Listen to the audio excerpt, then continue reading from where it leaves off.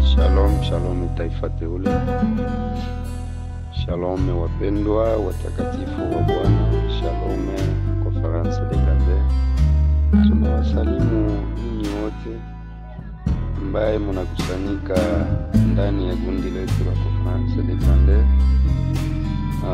Mimi ni Pastor Adamu Mbalasa mwana mwami. Ninawatolea salamu katika nchi yetu ya DRC Congo, kwa province ya Manyema. Tunapenda kutoa neno la Mungu, na mbele ya kulitoa neno la Mungu ni lazima tushukuru mbele Mungu. Tunakushukuru Mungu wetu, tunasema asante kwa neema ambaye unatulinda, unatuepusha, unatuchunga. Baadaye Bwana unatupatia pumzi hata muda wa kulitoa neno hata kwa uchache. Baba yangu ninasema asante. Ninakusihi kwa wakati huyu Baba, we mwenyewe Bwana wa kazi, uende kapande neno lako mbele za watu wako. Tupatie nafasi, utusaidie Mungu, utuongoze katika roho wako mwema. Tuanze nawe hata kumaliza nawe. Kila iliyo makusudi ibilisi, ujanja wa uchawi na urozi, mamlaka yote ya azimu, nyamaze kimya kwa jina la Yesu Kristo wa Nazareti. Tunahitaji uwezo, mamlaka, utukufu pamoja na heshima yako iwe pamoja nasi Bwana. Tuanze nawe hata kumaliza nawe, kwa jina la Yesu Kristo aliye Bwana wetu. Tumekwisha kujijulisha, na hivi tunataka kutoa neno pia na kutembelea kwenye teme yetu ambaye inasema tunachunguzwa na Bwana. Jina la Bwana libarikiwe sana. Bwana wetu Yesu Kristo anakuja, alikunywa na wenye dhambi, kula pamoja na watenda maovu. Watu wa madini wakatazamia wakasema, je, mtu huyo alitoka kwa Mungu? Anasema alitoka kwa Mungu, na yeye anashiriki na wenye dhambi na wenye maovu, na anakula nao chakula pamoja. Yesu akawaambia neno moja, akasema, mimi sikuja kwa mwenye haki, lakini nilikuja kwa ajili ya muovu apate kuokolewa. Mwenye afya njema hahitaji mganga, lakini ni mgonjwa ambaye anahitaji mganga. Jina la Bwana libarikiwe sana. Wakati Bwana amerekebisha watu, yani anakutanisha watu wanapokea habari njema za wokovu, akawaambia ni heri ninyi unajua siri za ufalme wa mbingu, kwa maana kuna wengine wataliona na watazingatia. Mungu wetu abarikiwe sana.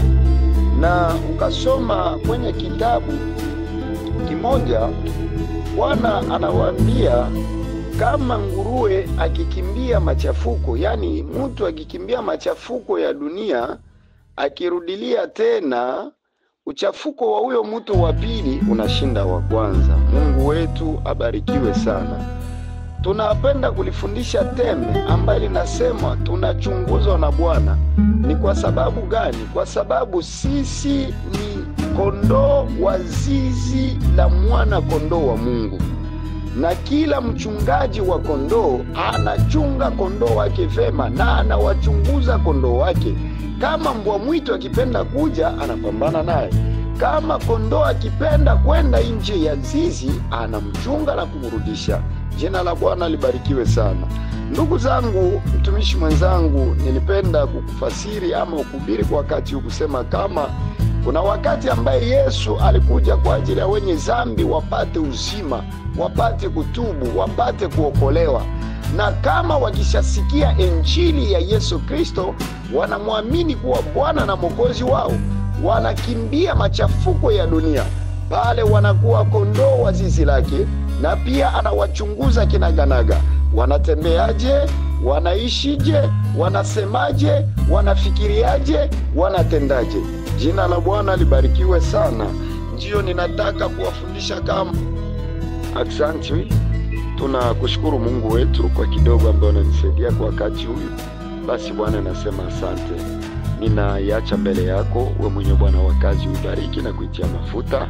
Pia bariki kila mmoja ambaye anasikia. Wewe Bwana mpatie nguvu na mpatie asimame mzima mbele yako. Ninaomba ni kwa jina la Yesu aliye Bwana wetu. Amen. Asante bien-aimé. Ninashukuru pia ninasalimu baba yetu Bigaeli Farai Nguzo, nasalimia mtumishi wa Mungu Die Mersine Mia, nasalimia mama Deborah, mama Bote, mama Siza, nasalimia pia mama Octavine, mama Moza, nasalimia mtumishi wa Mungu Andre Lobosha, nasalimia mtumishi wa Mungu Lumembe Chabunge, Papa Benai, nasalimia wote papikambi, watumishi wa Mungu wote ndani ya Conference de Grandeur. Ninawasalimu, ninawatakia amani ya Kristo Yesu iwe kwa